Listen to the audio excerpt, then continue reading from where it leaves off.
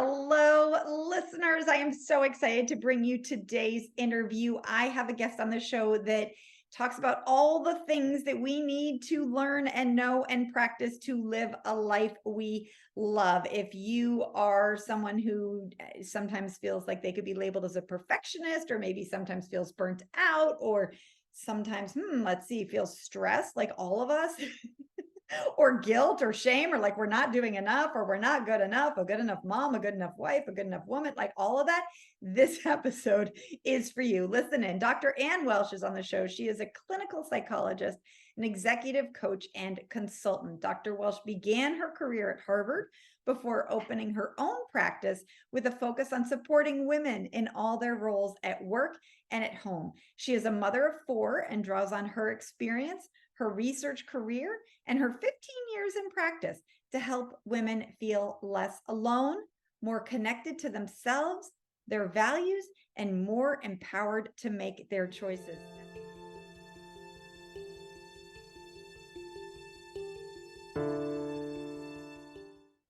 All right. And hello, Anne, and welcome to the Love Your Life show. Thank you so much for coming on. Of course. Thanks so much for having me. I have really been looking forward to talking with you and diving into your work on perfectionism and burnout. It is it is just something that comes up for so many of my listeners and me, no matter what stage of life we're in, whether, we have kids at home or whether we don't have kids, or whether, it's sort of this just phenomenon that I find myself in over and over again. And I just was really interested in having you on the show and supporting all of us. So I guess I would love to hear sort of, how do we get into this stressed, overworked, juggling place in the first place? Like, how does this even happen? Because this is not my intent. I don't have a goal that's like, I want to be overwhelmed this month. Yeah, I think there's a million and two ways that we get there, but predominantly, I think it probably comes from a good place in the end. And that's why it's so hard, right? It comes from a place of either wanting to please others, or, how we were socialized, maybe to be all things to all people. I think we look at different models of what we are supposed to be, and don't often recognize or realize how unrealistic those are. And so we're kind of grasping for them, not realizing that like that's an impossible thing. An example I was using with someone the other day is, we can look at a magazine at this point, and I can know that the model is, had hair done and makeup done and then is airbrushed. Like, I can know all of that. That's actually true of pretty much everything we see in the world, right? Of all Really? people, we see a snippet, we see a version, we see a presented version. And the reality is, none of us are perfect. Mm-hmm. We just don't realize that. We think it's only us. It's that we are the only ones that are flawed. And so we better get ourselves up to everybody else's standards, up to matching everybody. Yes.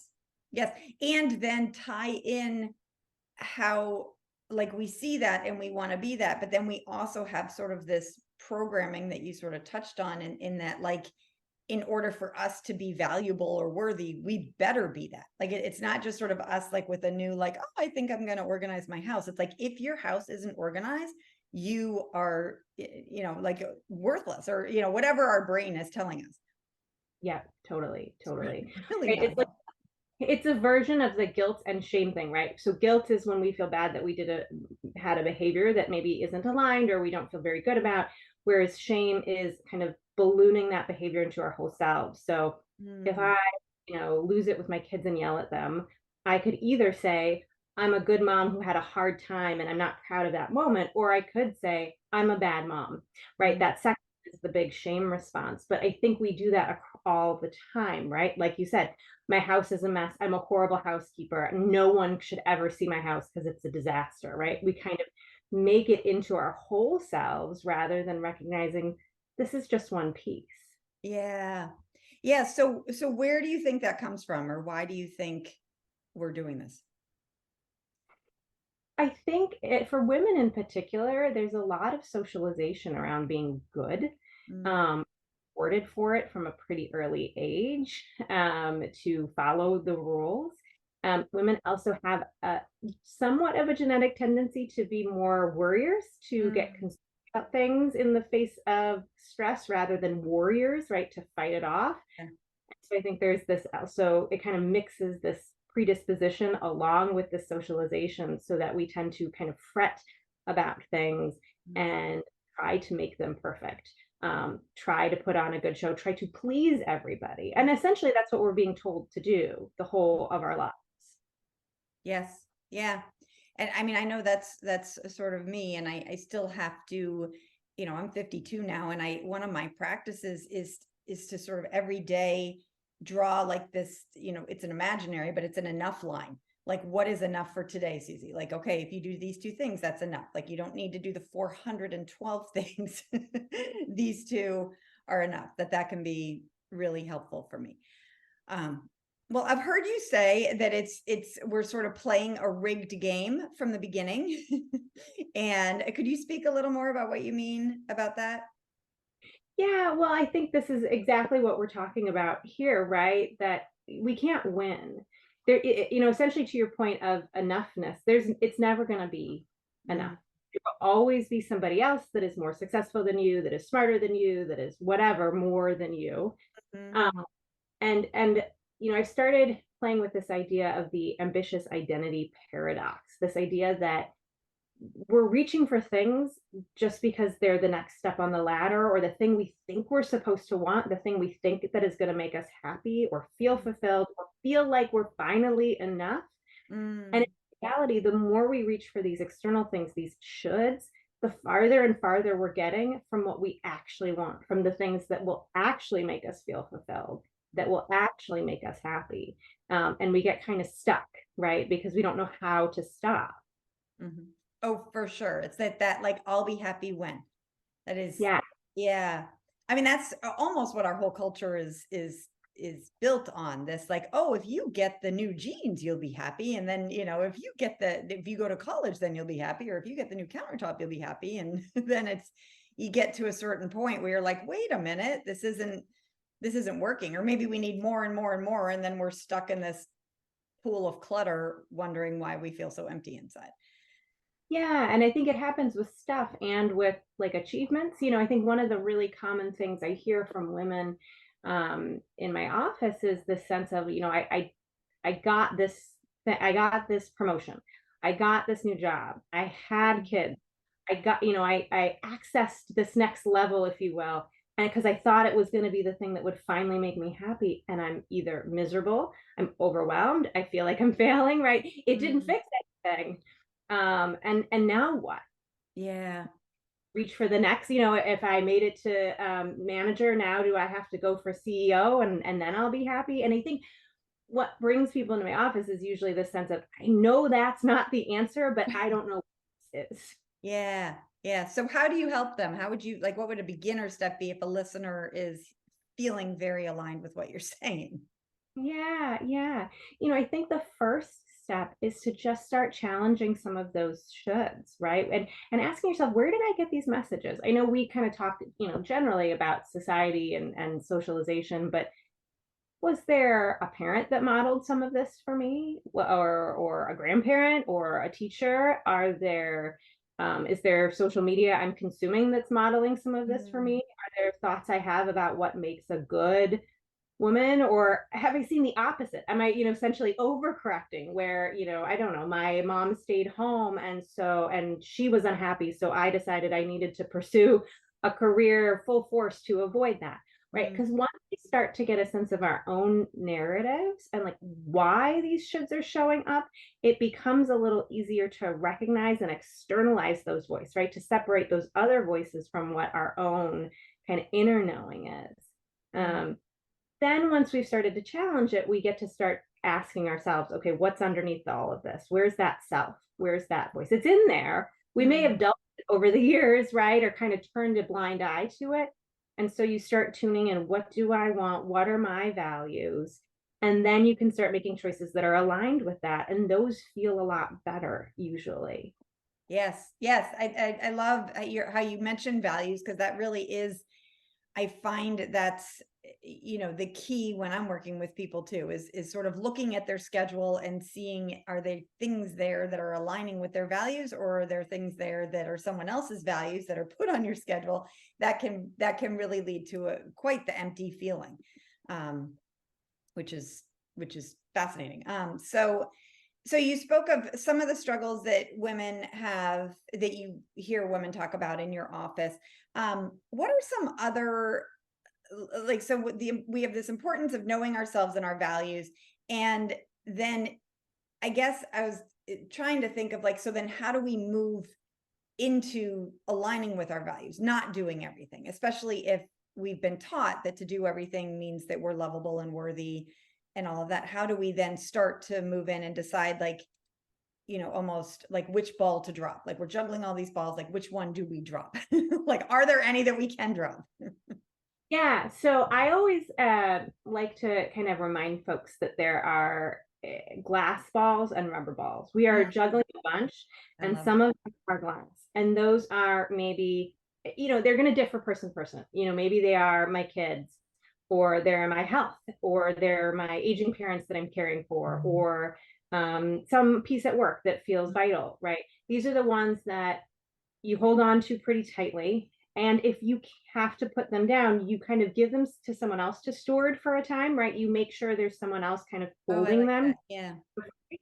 Yeah. So if I travel for work, I'm handing that ball off to my husband Yeah. for the or to a babysitter, because I trust them. I know that they're going to do a good job, right?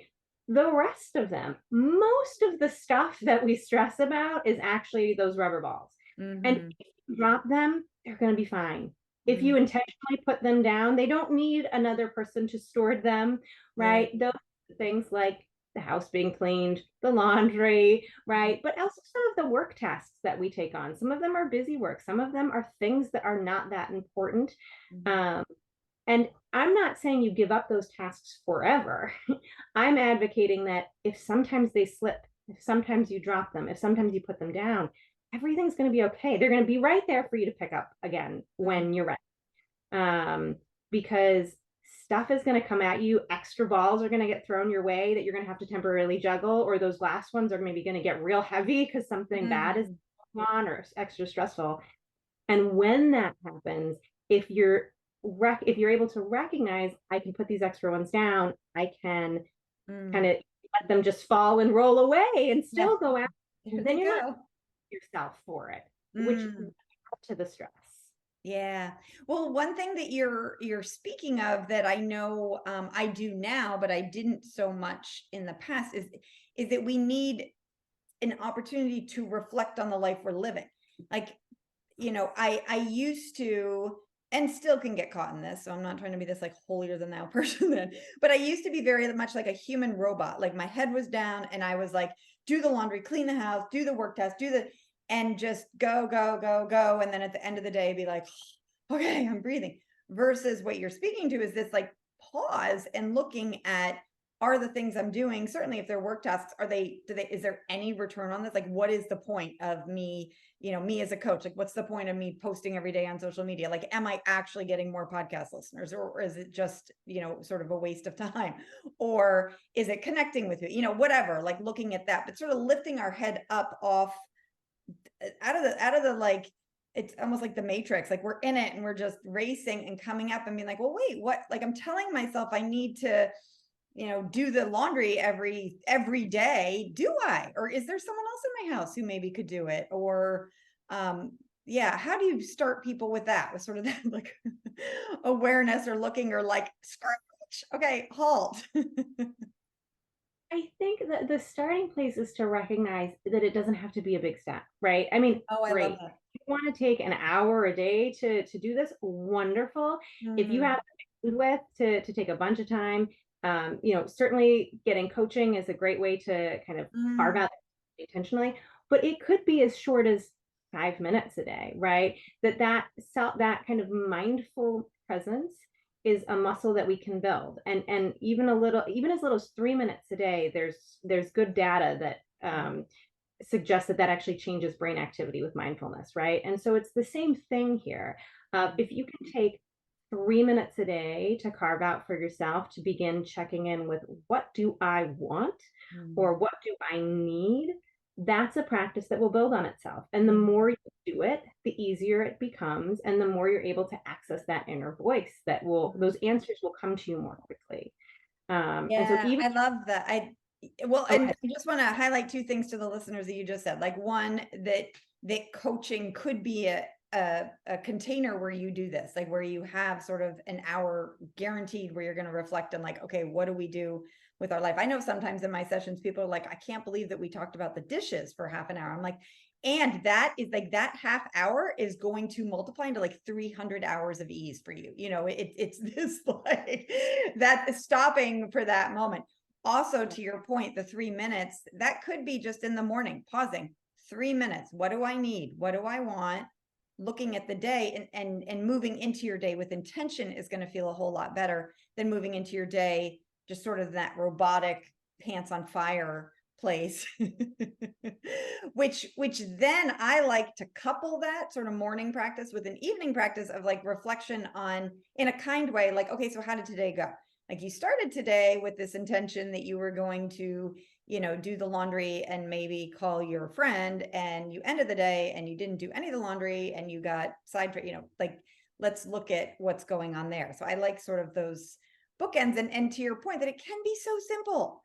It can be quite small. I guess another thing that I like using for the end is reinforcing that enough for me, that if, because usually by the end of the day I've added or I've become aware of 400 other things that I need to do. And if I'm like, yeah, but Susie, you did the two things at the beginning of the day, like sort of returning our brain, because there will always be something else. As you said, like we can always do something else, but that like allowing ourselves to give ourselves that praise, not looking externally for it.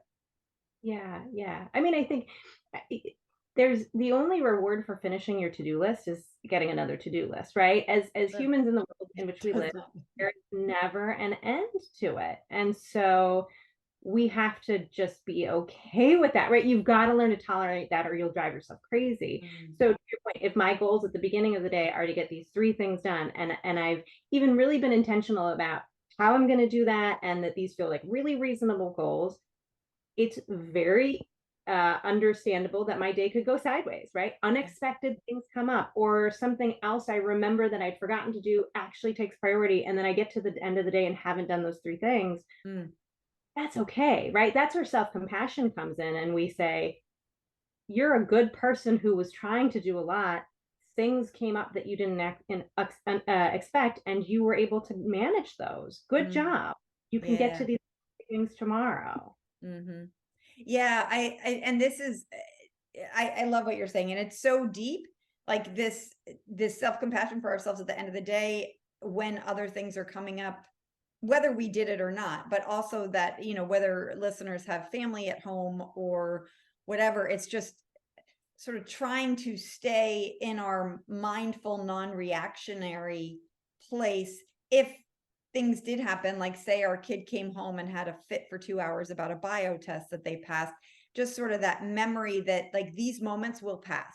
Like we will have time next Tuesday to do whatever email we wanted to write, or that's helpful for me, sort of calming my nervous system, because I can just get all like, oh my God, this wasn't supposed to happen. Hold on. And yet, these are just moments in time that will pass, and a season maybe where things are full and we have lots going on. Do you see that happening, or how do you help people with that? Well, no, I think the seasonality is such an important part of it because, I talk with a lot of folks about balance and this idea that balance is not a static state. It's like a constant adjustment of yourself in space, right? If you think about walking on a tightrope or watching someone do it, they're not kind of locked up. They are fluid and adjusting as it kind of in response to the tightrope, Mm, right? And that's where we want to be. And so there has to be this understanding that a breeze could come up. There's maybe a rogue wave, right? And it kind of tips us and we wobble and maybe we even fall down completely. And then we get back up and we kind of find the balance again. And there are going to be seasons, which could be a week or a month or even a year, where we're leaning far in one direction because we have to, right? Whether that's again caretaking roles for our parents or our children or a friend, And then there may be seasons where, yeah, work's asking a lot of us and we are kind of leaning and tipping in that direction. And the overall process is what matters, Mm, right? It's not, I think we can get very easily lost in a moment, as you said, right? And I've totally been in that position, right? My kid comes home, oh my God, I have this huge project.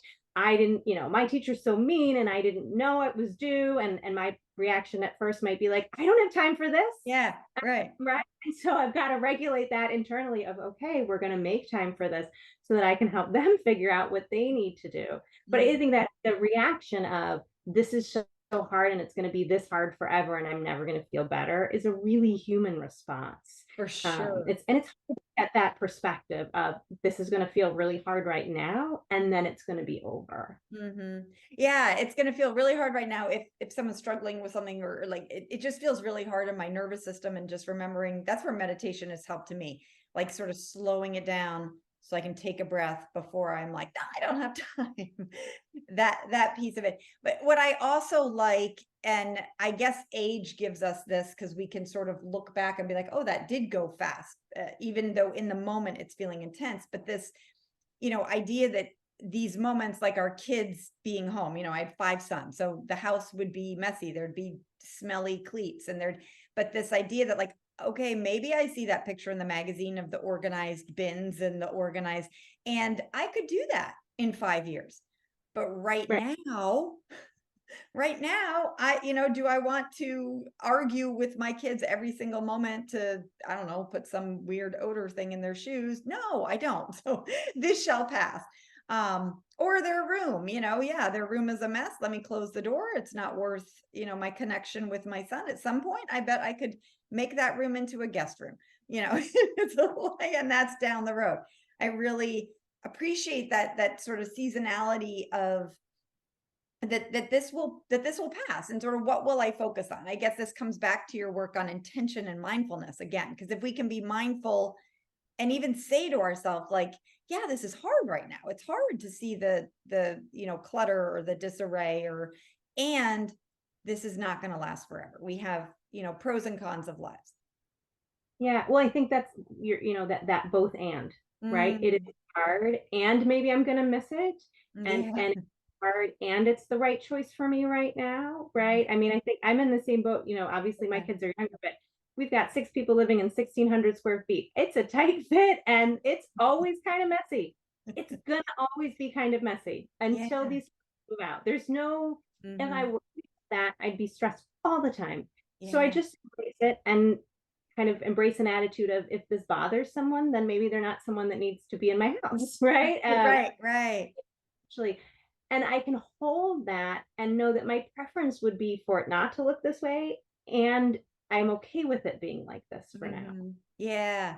Yeah. I used to say to myself, like, this is a house a family lives in, Yeah, like, just but again, it gets back to this perfectionist, us thinking that it has to be a certain way, or everyone else's houses look that way. And it really doesn't. Maybe some people's houses do look that way, and they're choosing, again, it's values and priority. Maybe one of their values is clean, minimal space, and they are not prioritizing, as I was, sort of the relationship with my kids. And it's like all values are fine. There's no judgment call, but it's like we're going to see, it's all that intentionality and how we're going to feel.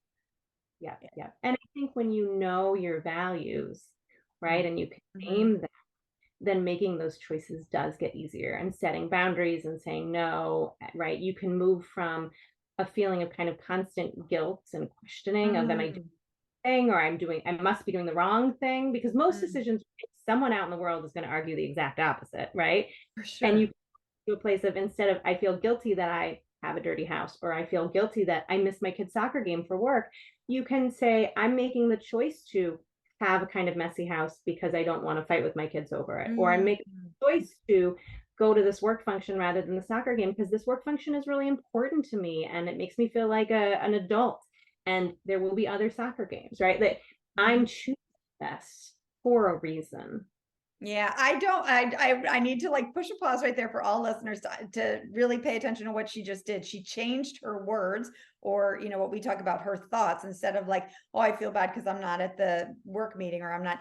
and change them to I'm making a choice to, and how different that can feel in our system. Like if we're thinking like, oh, I'm a bad mom for not doing this versus, oh, I'm choosing to prioritize this work event right now. And I will, choose to sit and read with my kids for 7 minutes tonight. That's going to Right. feel better than like, oh, I have to do this and I'm a bad mom and all of that. So looking at the thoughts that we are thinking and the story we're telling ourselves about ourselves. I'm always going to argue for telling ourselves a good story about ourselves. Like, let's be supportive. Yeah, because all of us have good intention, right? Underneath it all, nobody's making choices like to hurt others. Um, right. And so I think if we can, and we usually can give the people we love the benefit of the doubt in that. Yeah. And it's harder when it's ourselves. For sure. Yeah, I would love to pivot just a little because I think you have a background in fair play and yes. And Yeah, I'm a fair play facilitator. okay, and people may not have any clue what that is, but I think that that helps a lot and speaks to burnout also around a house. Could you explain a little about what even a fair play facilitator is and how you see that helping people, women, in their houses? Yeah, I mean, we could do a whole separate show Right, on fair I know. I just but, the brief version is it's a system that was developed by Eve Ronsky, where she took kind of corporate concepts for how to divide labor and move them from corporate into the home. And, she had this moment of, I think her stories that she saw this like someone had drunkenly, I think they must have lived in an area maybe where there were parties, left a jacket on the lawn of their house. She went out of town for a work trip and was kind of wondering how many days it would take anyone else in her house to notice and deal with this jacket. And she came back and it was still there. yeah, And it was that resonated with me so much. yeah, right. Like, why is this my job? Why am I the default on all tasks? And so the fair play system is essentially a way of using, they look like playing cards, although they're much prettier than playing cards, but of kind of looking at all the different tasks that are required to run a home and to run a family. And the concept is that each person is going to hold cards. And when you hold a card, you are responsible for conceiving of it, the conception, the plan, figuring out how it's going to get done, and the execution, which is doing it. And your cards are your cards until maybe you have a family meeting and you redeal. So that's the basic premise. And the idea being that overall, I'm generalizing here, women are holding 99% of the cards and men are typically holding very few, and that it encourages men to take more cards and to have a somewhat more equitable division of labor in the home. And big picture wise, if we can get a more equitable division of labor in the home, we can also help support women in the workplace. A great example of a card is like, my husband does the Cub Scouts for our family and the Boy Scouts for the kids that do that. And he knows when the meetings are. He's on the email list.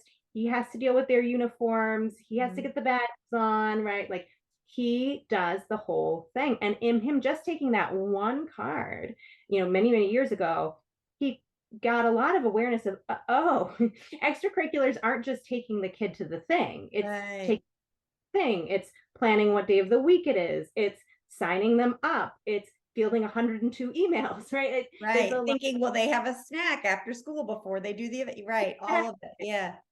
Exactly. And so you kind of go through each card and you divide it up, and fair play facilitators can either do workshops for groups of people to help educate you on the system, or I'll do couples or even one-on-one coaching around it to help a couple figure out how we're going to do this in our home. And if people are interested, her book, Eve Rodsky's book, is a really good place. It really kind of explains the whole system in a lot of detail. I'll put that in the show notes. What I want to highlight to the listeners is a couple things you said. Is one, where they take over the whole card or task. So that looks like when your husband takes over the Cub Scouts, then you aren't following up with him, which can be right. Because that then defeats the whole thing. Because, you said that, like, I forget what the percentage is, but like, women take over a whole bunch of the cards and men take a much fewer amount of the cards. Some of that is by choice. Some of that also is just, I know for me in my first marriage, I had a lot of the cards because it was coming from my worthiness, that a good mom, all that messaging again. So it wasn't necessarily my husband's fault. It was more like if I said, do the Cub Scouts, and then he started doing them, and then I get hyper fixated. Is he doing it the right way? And is he like it? And what are they going to think if he's doing it? And it's like, that's up to me to do my own work to calm down, let him do him, and sort of get out of that and what I'm making it mean that I'm, not doing it all, I guess, is back to that perfectionist piece. I was going to say that's exactly what it circles back to, right? I mean, there's a concept called maternal gatekeeping, which relates. It's the idea that sometimes as women, again, not out of any malice, like hold on to all the things because we think there's a right way to do it. But then our spouses or our partners or anyone else that's involved kind of doesn't have the opportunity to learn and Yeah. fail at it and then fix it. So the reality is, again, with the Cub Scouts example, if he misses a meeting, it's on him. And the kids maybe are upset and they're upset at him. And there a part of me that kind of wants to jump in and fix and solve and hold on to it. Yeah, of course that shows up. I'm human, right? Mhm. But I also know that there's a real importance in kind of allowing that to be a thing that is separate. Because I cannot function holding all the cards. I will burn out and I will be miserable. Mhm. Yeah, well, and I also love modeling a non-gendered, 1950s household.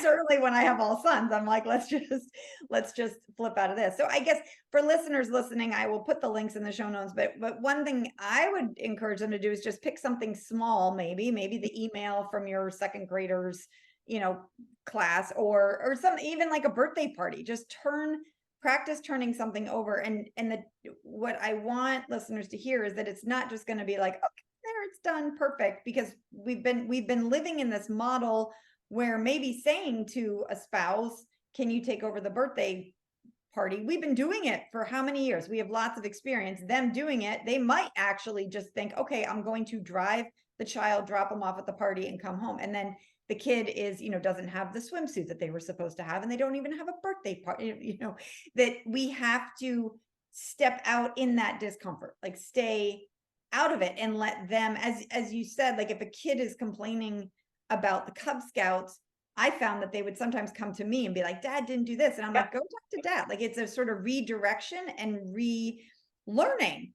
of doing things a new way. Yeah. And that it's not going to be done your way. And maybe we can get out of our head that our way is the best way. Or even if it is, maybe there's another way. It's like, okay. And I think, and especially because you can use the system even if you don't have kids, right? Just around like work. But if you Oh, do that's a have children, great point.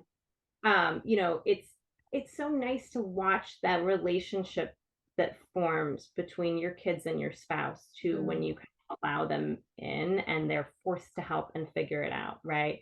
And I think it helps us with self-compassion as well because this is stuff we're trying to get for ourselves, and so if we can be more compassionate with ourselves, we can also be more compassionate with our spouse, and it is good practice and letting go of control. Letting go of control. And then something you just said made me think again that it's not like it has to be handing the task over completely. Otherwise, it shows up in this dynamic of like them doing you a favor, and Hmm. that leads to resentment and martyrdom and just weird dynamics. So just like Yeah. them taking it over completely, that they're not doing you a favor by doing the Cub Scouts or doing you a favor by um you know, taking care of all the bills from now on or doing you a favor by planning the trip from start to finish. It's like, no, that these were a team, we're playing together. Um, Yeah. yeah. Yeah. And I think the important thing to know too is that it's not again, if you're doing it kind of true to form the way it's designed, you're also sitting down with all of the cards and agreeing ahead of time on what she calls the minimum standard of care. So you agree as a couple how this thing is going to be done in a way that works for both of you so that there is a nagging dynamic of, hey, you didn't do it right. And so, with paying the bills, it's, whoever's paying the bills, we agree that they're paid on time. We agree that maybe in full, and whether you do it at midnight the night before they're due or 2 weeks ahead of time is your thing, whether you do it electronically or the mail or whatever, right? Or the dishwasher in our house, my husband does the dishwasher, and so I can't step in and rearrange them if I think he's put them in, which I will acknowledge I'm one of those people with the dishwasher, that there's a part of me that would want to, but it's not my job, so I have to let that piece go. Right. um, we have an agreement of, yeah, the dishes get loaded at night and it is run overnight so that there are clean dishes in the morning and it's never put off, right? That's part of how we worked the system. Yeah. Well, and I just like, because everything you're speaking of, it is sort of stepping out of this perfectionism, letting us be human while also living in like more mindfully and intentionally. So that requires a level of like, well, what do I really need with the dishwasher? You know what? It means a lot to me that we have clean dishes to eat breakfast off of. So whenever he freaking does it, doesn't really matter. Or, as long as it's done by breakfast. Or, what does it mean for someone to take over packing a lunch? Well, I would like them to have, protein, produce, and a snack. Okay, now they get to, if protein for them is always, a bag of almonds and the kids are fine with that, freaking fine. Like just but that mindfulness piece of being aware, again, getting out of that like human robot and lifting up and looking at like what do we want, what's important for us, and how to join everyone in it so that we're not so burnt out, frazzled, and frustrated. Yeah. And I think that's the point of all this, right? Whether we're talking about fair play or values or whatever is, we don't want to be burnt out and exhausted. And if you try to do everything or you try to be everything to everyone, that's where you're going to end up. Yeah. Yes. This kind of preventative medicine and or kind of rewriting systems that are maybe not working for you. Mm-hmm. Yeah, for sure. I really appreciate that. And I guess if anyone's thinking like, oh, I'm already too far gone, or that you have given them lots of areas. I mean, I would have them re-listen to this interview because you've given them lots of areas where they could start small. And that's where I see things shift. I mean, I'm always saying small hinges move big doors.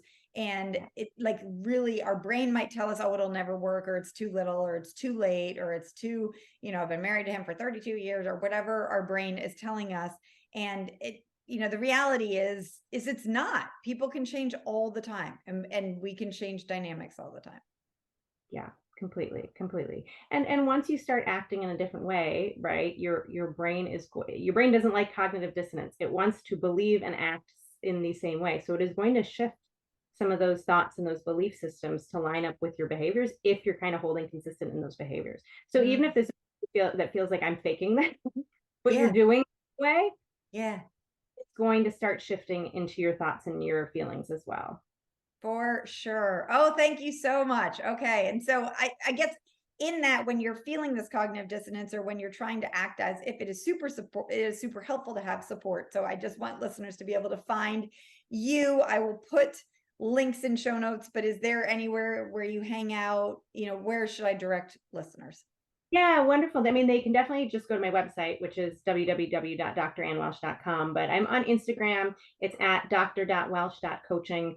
And I'm also on LinkedIn at Dr. Ann Welsh. So they can catch me in either of those places. And I do one-on-one support. And I'm also launching a big or a small group coaching program in January for working mothers. So if that particular dynamic or it sounds kind of appealing to you, or you are a working mother and you want some extra support, I think that's going to be a lot of fun and a way to connect with other people that really get kind of the specific struggles, and then are all championing each other on in the process of kind of battling burnout and feeling more resilient and feeling more connected to themselves. Oh, and it's so helpful to be in groups like that, because you get out of this feeling like, oh, I'm all alone and everyone else's house looks like this magazine. So I really appreciate that. Is that something that it's going to be a month to month they can jump in, or It'll be kind of a closed cohort for 6 months, but I will be starting them somewhat frequently. So if you miss January and you're still like, definitely shoot me a message, and we'll get another one started as soon as it fills up, essentially. okay, wonderful, because I'm not quite sure when this episode's going to air, but I want listeners to have that opportunity if they want it. Okay, well, thank you so much. We have only sort of just chipped the iceberg of your body of work and knowledge and all of that. And so definitely, listeners, go to the show notes, look at, find Dr. Ann Welsh on there, and just bathe in all the awesomeness that she has to offer us, and support, and helping us get out of burnout and perfectionism and that icky feeling that we're not here to live. That's what we're here on the Love Your Life show. We're here to love our life. So she has lots of tools for that. Thank you for coming on today. Thank you so much for having me. Yay.